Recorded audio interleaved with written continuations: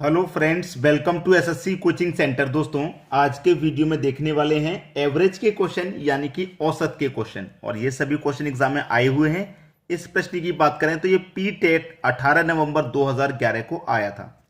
Question क्या है? 7 क्रमिक संख्याओं का औसत 20 है तो सबसे बड़ी संख्या क्या होगी वो आपको बताना है। उसने बोला है क्रमिक। अब एग्जामिनर क्या होता है, भाषा को बदल के भी क्वेश्चन दे देता है। जैसे कि अभी तो उसने बोला है क्रमिक, ठीक है, क्रमिक उसने बोला है। अगर वो क्रमिक के स्थान पर बोल देता सतत, सतत कह दे, सतत ना कहे अनुक्रमिक कह दे, ठीक है, अनुक्रमिक कह दे, अनुक्रमिक, ठीक है, अनुक्रमिक कह दे, या फिर कह दे वो लगातार, ठीक है, एक ही बात है। अगर उसने क्रमिक कहा है उसका मतलब भी लगातार है, सतत कहा है तब भी लगातार संख्या है, अनुक्रमिक कहा है तब भी लगातार, और लगातार कह दिया तब भी लगातार, ठीक है। 7 क्रमिक संख्याओं का औसत 20 है। क्रमिक का मतलब लगातार, ठीक है, औसत 20 है। तो आपको अच्छे से पता है कि औसत क्या होता है, बीच वाली संख्या, ठीक है। जैसे कि 7 संख्या है ना आपकी, 1 2 3 4 5 6 7, 7 संख्या है। तो बीच वाली संख्या आपकी औसत हो जाएगी, यानी कि बीच से 3 इधर छोड़ दो, बीच से 3 इधर छोड़ दो, बीच वाली संख्या आपकी औसत होती है। ये बात आप हमेशा याद रखना, ठीक है। अब संख्या कैसी है, लगातार। तो 20 के बाद में क्या जाएगा, 21, फिर 22, फिर 23, और 20 से पहले 19, 18, 17, ठीक है। ये क्या है, हमारी बीच वाली संख्या यानी कि औसत, एवरेज हमारा 20 है। पूछा क्या है, सबसे बड़ी संख्या क्या होगी? तो सबसे बड़ी संख्या हो जाएगी 23। भाई यहां पे इन सभी सातों संख्याओं में सबसे बड़ी संख्या क्या दे रखी है आपकी, 23 दे रखी है। तो बी ऑप्शन हो गया सही जवाब। अब इसमें और कैसे क्वेश्चन पूछा जाता है, या तो कह देगा कि सबसे छोटी और सबसे बड़ी का योग बताइए, तो सभी को जोड़ देंगे आप। सबसे छोटी और सबसे बड़ी का योग पूछेगा तो सबसे छोटी और सबसे बड़ी को जोड़ देंगे। कभी कभी दोनों का गुणनफल पूछ लेता है, सबसे छोटी और सबसे बड़ी का गुणनफल पूछेगा तो दोनों का गुना कर देंगे। क्लियर है इतना? सभी को समझ में आ गया? तो चलिए अब देखेंगे अगला क्वेश्चन। अगला क्वेश्चन है, 3 संख्याओं का औसत 7 है। भाई देखिए, कोई 3 संख्या है उनका औसत 7 है, तो योग कितना हो जाएगा, संख्याओं का गुना औसत से कर देंगे तो योग पता चलेगा 3 7 जा 21, ठीक है। 3 का गुना 7 से करेंगे 21 हो गया, इतना कहा गया। फिर कह रहा है कि पहली 2 संख्याओं का औसत 4 है। इस 3 में से पहले की जो 2 संख्या रहेंगी उनका औसत 4 रहेगा, तो उनका योग कितना हो जाएगा, 8 हो जाएगा, ठीक है। तो तीसरी संख्या क्या है भाई, टोटल संख्या 3 है, 3 में से पहले की 2 संख्याओं को घटा देंगे तो एक संख्या बचेगी जो कि तीसरी होगी। टोटल 3 संख्याओं में से पहले की 2 संख्याओं का योग घटा देंगे तो तीसरी संख्या बचेगी। तो 21 में से मैं 2 संख्याओं का योग जो 8 है उसे घटा दूंगा, 21 में से 8 घटा दूंगा तो बचेगा कितना भाई, 13। तो हमारे पास जो तीसरी संख्या थी उसका मान कितना है, 13 है। तो तीसरी संख्या ही तो पूछ रहा है, क्या होगी, तीसरी संख्या हो जाएगी 13। भाई 3 संख्या में से मैं 2 संख्या का मान घटा दूंगा तो एक का ही तो बचेगा, जो तीसरी संख्या है उसी का तो बचेगा, तो उसका मान हो जाएगा 13। यानी कि पहला ऑप्शन आपका बिल्कुल सही जवाब है। समझ में आ गया सभी को? चलिए अब देखेंगे हम अगला क्वेश्चन। अगला क्वेश्चन है, 16, 13, 15, 11, x 8 का औसत 12 है, तो x का मान क्या हो जाएगा। 2011 यूटेट में पूछा गया था ये क्वेश्चन, यूटेट 2011 में, ठीक है। सभी संख्याओं का औसत पूछ रहा है। अब देखिए 1 2 3 4 5 6 7 संख्या है टोटल, ठीक है। टोटल संख्या 7 है। 7 में से हमें 6 संख्याएं तो दी गई हैं, लेकिन जो 7वीं संख्या है x वो नहीं दी गई, उसी का मान निकालना है, ठीक है, उसी का मान हमको निकालना है। तो देखिए यहां पे हम क्या करेंगे, हमारे पास जो संख्या दी हुई है उनको सबको जोड़ लेते हैं भाई।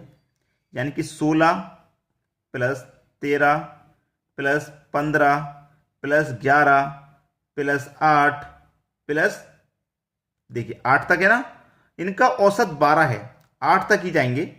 इनका सभी का औसत हमें 12 दिया गया है, ठीक है, सभी का औसत 12 है। 16 13 15 11 और 8, और एक और संख्या हमारे पास x का तो मान दिया नहीं गया है। इन सभी संख्याओं का औसत 12 है। 1 2 3 4 5 6, 6 संख्याओं का औसत हमारे पास 12 है। ध्यान रखें 6 संख्याओं का औसत 12 है, तो योग कितना हो जाएगा, संख्याओं का गुना औसत से करेंगे तो योग पता चलेगा, 12 72, तो योग हो गया आपका 72। याद है योग कितना हो गया आपका, 72 हो गया। अब यहां पे क्या करेंगे, आप इन सभी को ऐड कर लीजिए। ठीक है, ऐड करेंगे सभी को तो कितना हो जाएगा, जोड़ेंगे 16, 16 में जोड़ेंगे 13, ठीक है, 15, 31, 31, 31, 41, 44, 44 में जोड़ो 11 तो 55, 55 में जोड़ो 8 तो ये हो गया 63। इन सभी संख्याओं का योग कितना हो गया भाइयों, 63 हो गया। सभी संख्याओं का योग कितना हो गया, सभी संख्याओं का जो योग है वो हो गया 63। अब यहां पे जो सभी संख्याओं का योग है हमारे पास 6 संख्याओं का, वो कितना, 72।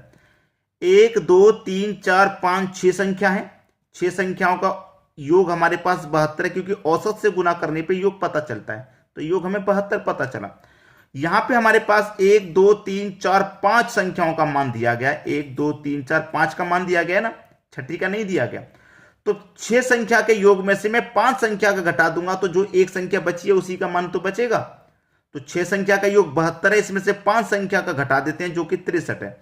72 में से घटा दो 63, कितना बचेगा, 9। तो 9 बचा है, यही तो आपका एक्स का मान है। ठीक है, यही आपका एक्स का मान हो जाएगा जो कि सी ऑप्शन में दिया था। अब देखेंगे हम अगला क्वेश्चन। अगला क्वेश्चन है, एक छात्र के अंक 95 के बजाय 105 लिख देने से औसत में 1/5 की वृद्धि हो गई। 95 के बजाय 105 लिख दिए, ठीक है, 95 के बजाय 105 लिख दिए तो कितने की वृद्धि हो रही है भाई, 95 से 105 में आप कहेंगे सर 10 की वृद्धि हो रही है। यहां तो 10 की वृद्धि हो रही है, लेकिन उसके औसत में 1/5 की वृद्धि हो रही है। जो औसत है उसमें 1/5 की वृद्धि हो रही है। देखिए रियल में आप देखेंगे तो 10 की वृद्धि और यहां पे 1/5 की वृद्धि हो रही है। तो ये तीसरी संख्या कहां पहुंच जाती है, मल्टीप्लाई में ऊपर, यानी कि 10 × 5, ठीक है, बटे में 1। अब 10 का गुना कर दो 5 से तो कितना हो जाएगा भाई, 50, यानी कि 50। तो छात्रों की संख्या कितनी थी, छात्रों की संख्या थी 50, यानी कि पहला ऑप्शन आपका बिल्कुल सही जवाब। ये 2013 में आया था रीट के एग्जाम में, ठीक है, रीट के एग्जाम में आया था 2013, 11 तारीख को, ठीक है, 11 फरवरी। आप देखेंगे अगला क्वेश्चन।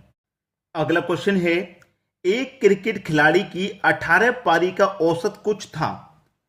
18 पारी का जो औसत था नहीं पता कितना था, उसने कह दिया कुछ था, तो मैंने आर मान लिया। ठीक है, तो संख्या कमल पे औसत से करूंगा तो योग पता चलेगा, तो 18 का गुना आर से कर दूं तो ये 18 आर हो जाएगा। ठीक है, फिर कह रहा है 19वीं पारी में 100 रन बनाए तो उसके औसत में 3 रनों की कमी आ जाती है। 19वीं पारी में क्या करता है, वो 100 रन बनाता है, तो औसत में क्या हुआ, 3 रन की कमी आ गई। औसत पहले आर था, 3 की कमी आ गई तो 3 माइनस कर दो। ठीक है, तो योग कितना हो जाएगा, 19 कमल पे आर से करेंगे तो 19 आर, ठीक है, माइनस 19 का गुना 3 से करेंगे, 19 3 का 57 हो जाएगा। माइनस इसलिए क्योंकि माइनस हो रहा है। ठीक है, अब इसको करना आसान हो गया बिल्कुल। 19 आर माइनस का 57 पर माइनस 19 आर माइनस का 57 माइनस 18 आर इक्वल टू कितने रन बनाए थे, 100। 100 के इक्वल रख दीजिए। 18 आर माइनस के इधर आके प्लस के, भाई 18 आर 19 आर में से 18 आर घट जाएगा तो केवल आर ही तो बचेगा, बचेगा कि नहीं, बराबर। माइनस का 57 इधर आके प्लस का 57, तो 100 में क्या करेंगे, प्लस का 57 ऐड, तो आर की वैल्यू कितनी आ गई, 157।